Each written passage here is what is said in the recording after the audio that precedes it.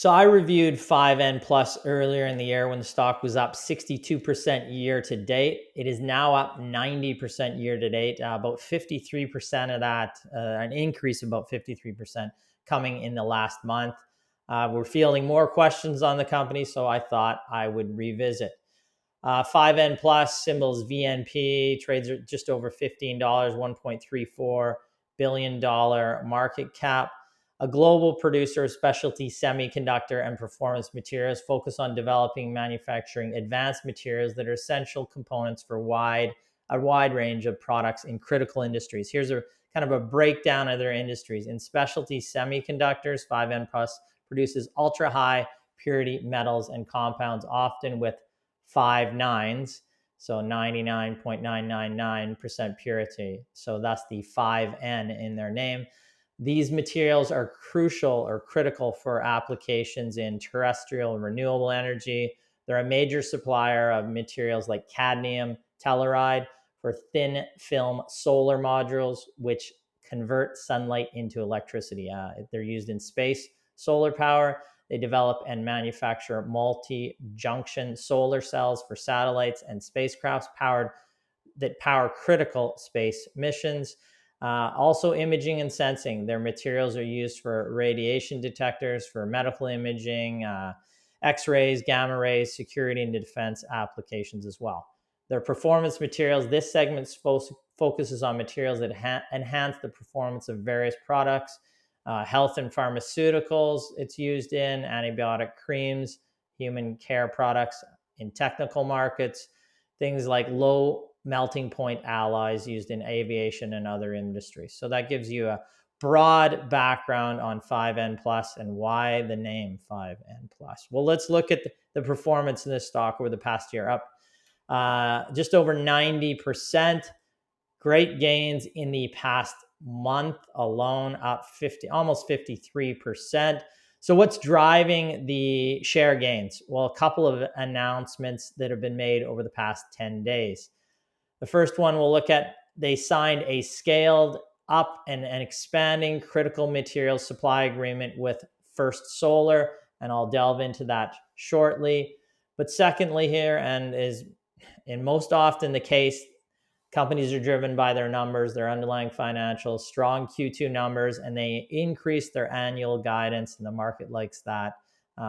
Further growth than expected going forward. Let's look at a snapshot of those numbers. Revenues for Q2, up 28% to $95.3 million. The increase is primarily attributable to higher sales in the terrestrial, renewable energy, and space and solar sectors. So let's look at adjusted EBITDA. It was up 79%, so better margins there. $24.1 million compared to $13.5 million, driven by higher volumes of terrestrial renewable energy and space solar power sectors, and better prices over inflation for both solar power and their bismuth-based products. Adjusted gross margin as a percentage of sales came in at 34.6%, considerably up from 31.3% in Q2 2024, impacted by the same factors that I talked about. Net earnings, 17 cents per share, up from 5 cents in the same period last year. So strong growth in that quarter. Let's look at that First Solar deal. They got new volume commitments under contract. That increased by 33%. That would be from 2025 to 2026. Also volumes in the following periods up 25% from 2027 to 2028. The commentary suggests that almost all the supply is going to the US market under relatively favorable pricing and margins. CapEx to expand capacity would be minimal here. They're taking on these new orders, but they don't have to add a ton of CapEx. It's the same footprint in their Montreal facility with additional reactors added. 5N Plus they also entrenched their relationship with First Solar by supplying them cadmium selenide. Now, in simple terms, it is an additive layer to new thin film solar cells that provides efficiency and performance. This is, however, not a large or needle moving part of the agreement. It just kind of entrenches them a little more with a key customer.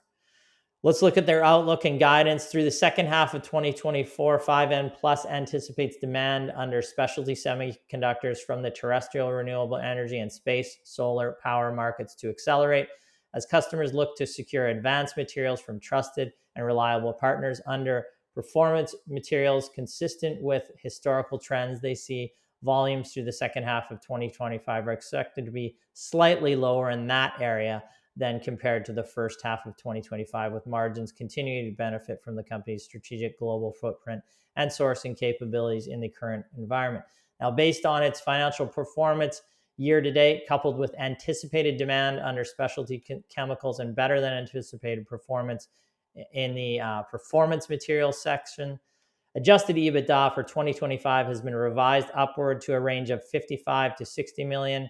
Last updated, or from that range, from the range of 55 to 60 million. That was updated in February of this year to a range now of 65 to 70 million. So a significant increase. Now, looking ahead, the company stated it will continue to remain prudent in an evolving geopolitical environment, including with regards to the impact on operating costs. Management stated 5N Plus is well positioned to continue to solidify its leadership in key end markets through the end of 2025 and into 2026. That is why they upped their guidance. You can see here valuations. This is EV to EBITDA. 2025 expected about 13.1. Price to an adjusted EPS figure about 24.4 times.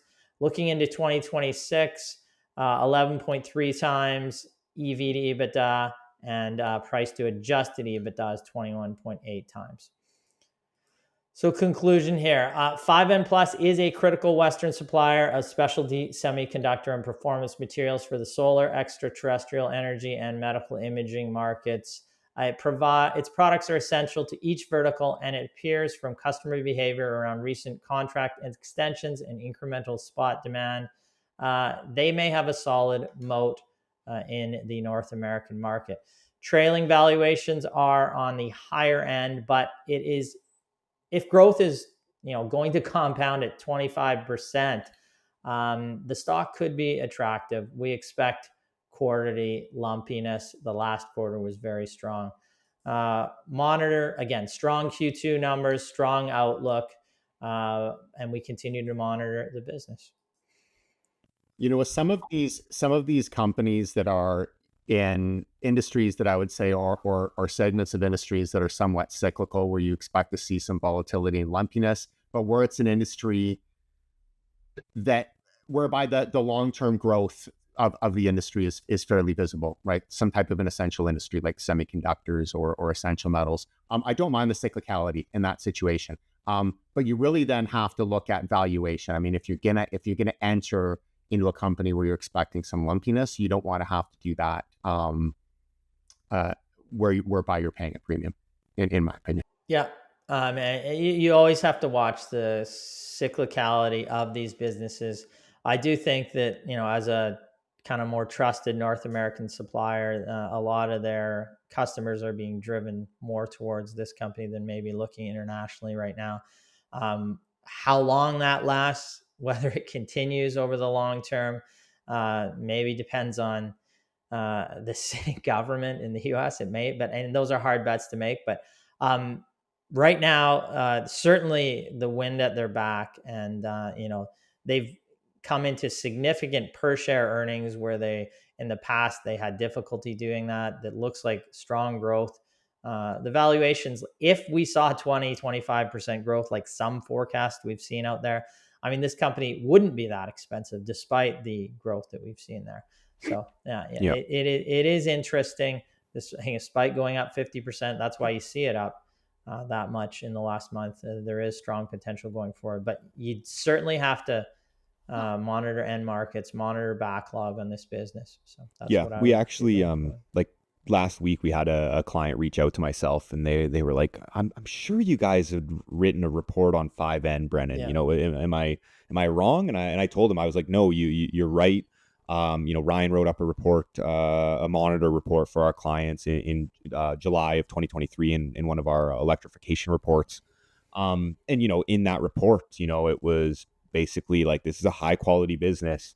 It's a little bit higher risk, but, having a lot of potential over the next, 2 to 5 years, where, 2 years from then, and, the business has executed. And again, that's just something that I Certainly want to realize that potential for sure. yeah, in this exactly. And that's another thing that I want to like mention, like, and I'm sure I've mentioned it before, but just in a lot of these monitor reports, or a lot of these like comprehensive reports, that we do for clients, and we will include, our top tier monitor list. A lot of those businesses do end up doing tremendously well. But yeah, that's just one of them, a good example of one of them.